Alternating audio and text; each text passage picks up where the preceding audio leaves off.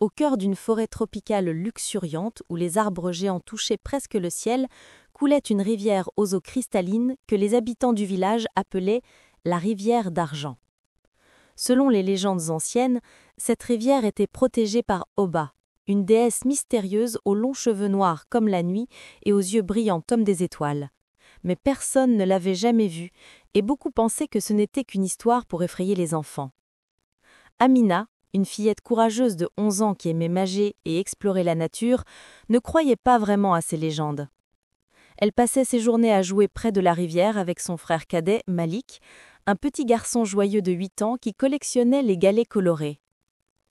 Leur grand-père leur avait toujours dit de respecter la rivière et de ne jamais y jeter de déchets, car Oba veillait sur chaque goutte d'eau et chaque créature qui y vivait.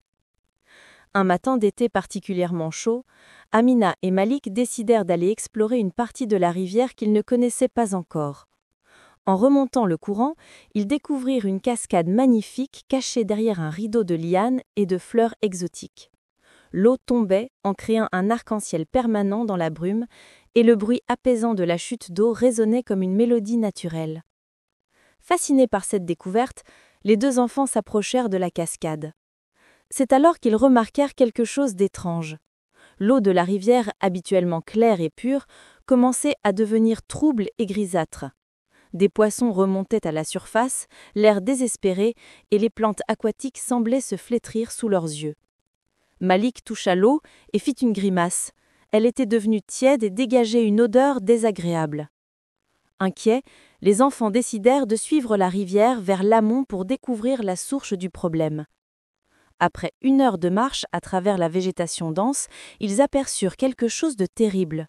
Une grande usine avait été construite en secret dans la forêt et des tuyaux déversaient un liquide noir et visqueux directement dans la rivière.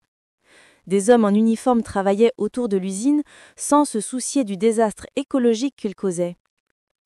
Amina serra les poings de colère. Comment osaient-ils polluer la rivière d'argent, le trésor de leur forêt ? Mais que pouvaient faire 2 enfants face à une usine entière ? Découragés, ils s'assirent au bord de la rivière, ne sachant pas quoi faire. C'est à ce moment précis que quelque chose d'extraordinaire se produisit. L'eau devant eux commença à tourbillonner, formant un vortex argenté qui brillait malgré la pollution. Une silhouette majestueuse émergeait lentement de la rivière, l'eau ruisselant de ses longs cheveux sombres ornés de coquillages et de perles. Ses yeux étaient d'un bleu profond comme les océans, et sa peau scintillait d'une lumière douce et apaisante. Elle portait une robe faite de plantes aquatiques tissées et de fils d'argent. C'était Oba, la déesse de la rivière, et elle était bien réelle. Les enfants restèrent bouche bée, paralysés par la surprise et l'émerveillement. Oba les regarda avec tristesse et bienveillance. Sa voix résonna dans leur esprit plutôt que dans leurs oreilles, douce mais remplie de chagrin. Elle leur expliqua qu'elle avait veillé sur cette rivière depuis des millénaires, protégeant toutes les créatures qui en dépendaient. Mais maintenant son pouvoir s'affaiblissait à cause de la pollution qui empoisonnait les eaux sacrées. La déesse leur révéla qu'elle ne pouvait pas intervenir directement dans le monde des humains, car son pouvoir était limité au royaume aquatique. Cependant, elle pouvait aider ceux qui avaient un cœur pur et le courage de défendre la nature. Oba tendit sa main vers Amina et Malik, et 2 colliers apparurent dans sa paume, faits de petites perles d'eau cristallisée qui brillaient d'une lumière argentée. Ces colliers, expliqua-t-elle, leur donneraient 3 dons. La capacité de respirer sous l'eau, de communiquer avec les créatures aquatiques et de voir la véritable nature des choses cachées. Avec ces pouvoirs, ils pourraient découvrir des preuves de la pollution causée par l'usine et alerter les autorités du village et des villes voisines. Mais ils devaient agir vite, car chaque heure qui passait, la rivière mourait un peu plus. Amina et Malik acceptèrent avec détermination. Ils passèrent les colliers autour du cou et sentirent immédiatement une énergie nouvelle les traverser. Oba leur sourit faiblement, sa forme devenant déjà plus transparente à cause de l'affaiblissement de la rivière. Puis elle disparut dans un tourbillon d'eau argentée, leur laissant un dernier message. « Souvenez-vous, les enfants, que même les plus petits peuvent accomplir de grandes choses quand ils agissent avec courage et conviction. » Les 2 enfants se regardèrent, puis se dirigèrent vers la rivière. Pour la première fois, ils plongèrent complètement sous l'eau et découvrirent avec émerveillement qu'ils pouvaient respirer aussi facilement que dans l'air. Le monde sous-marin, malgré la pollution, était magnifique et mystérieux. Des poissons aux couleurs éclatantes nageaient autour d'eux, des algues dansaient au rythme du courant, et des rochers couverts de mousse formaient des grottes secrètes. Grâce à leur nouveau pouvoir, Amina et Malik purent parler aux poissons et aux tortues qui leur racontèrent comment la pollution avait détruit leur habitat et empoisonné leur nourriture. Une vieille tortue sage leur montra où les tuyaux de l'usine déversaient les produits chimiques, et un bain de poisson argenté les guida vers une grotte sous-marine où s'accumulaient des bidons de substances toxiques jetées illégalement. Avec leur don de voir la vérité cachée, les enfants découvrirent également des documents imperméabilisés que les ouvriers de l'usine avaient cachés dans la rivière, prouvant que l'entreprise savait qu'elle polluait, mais choisissait de le cacher.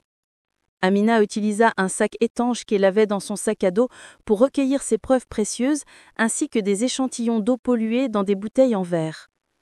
Quand ils émergèrent de la rivière, les deux enfants coururent aussi vite qu'ils le pouvaient jusqu'au village. Ils se dirigèrent directement vers la maison du chef du village, un homme sage et respecté, qui avait toujours défendu la nature. En voyant les preuves que les enfants avaient rassemblées, son visage devint grave. Il convoqua immédiatement une assemblée d'urgence et contacta les autorités environnementales de la région. Les jours suivants furent intenses. Des inspecteurs arrivèrent, analysèrent les échantillons d'eau et les documents et confirmèrent la pollution illégale. L'usine fut fermée immédiatement et ses propriétaires furent condamnés à payer d'énormes feintes et à purifier complètement la rivière. Des équipes de volontaires incluant tous les habitants du village travaillèrent ensemble pour retirer les déchets et installer des filtres naturels pour purifier l'eau. Quelques semaines plus tard, la rivière d'Argent retrouva sa clarté et sa pureté d'antan. Les poissons revinrent en grand nombre, les plantes aquatiques refleurirent et le chant des oiseaux aquatiques résonna de nouveau dans la forêt. Un soir, alors que Amina et Malik étaient assis près de la cascade où tout avait commencé, ils virent une lueur argentée danser sur la surface de l'eau. Oba apparut brièvement, plus radieuse et forte que jamais. Elle sourit aux deux enfants avec une gratitude infinie dans ses yeux d'océan. Sans prononcer un mot, elle inclina sa tête en signe de respect et de remerciement, puis elle disparut dans un éclat de lumière argentée. Les colliers magiques qu'elle leur avait donnés se transformèrent en deux simples pierres polies par la rivière. Mais elle se souvenait toujours de messages et des leçons apprises. À partir de ce jour, Amina et Malik devinrent les gardiens de la rivière d'Argent. Ils organisèrent des groupes de volontaires pour surveiller l'environnement, éduquer les autres enfants sur l'importance de protéger la nature et s'assurer que plus jamais leur rivière bien-aimée ne soit menacée. Et parfois, lors des nuits de pleine lune, ils voyaient encore des reflets argentés danser sur la vague de l'eau. Ils savaient que Oba veillait encore sur eux, reconnaissant envers ces deux enfants courageux qui avaient osé se battre pour elle et pour toute la nature.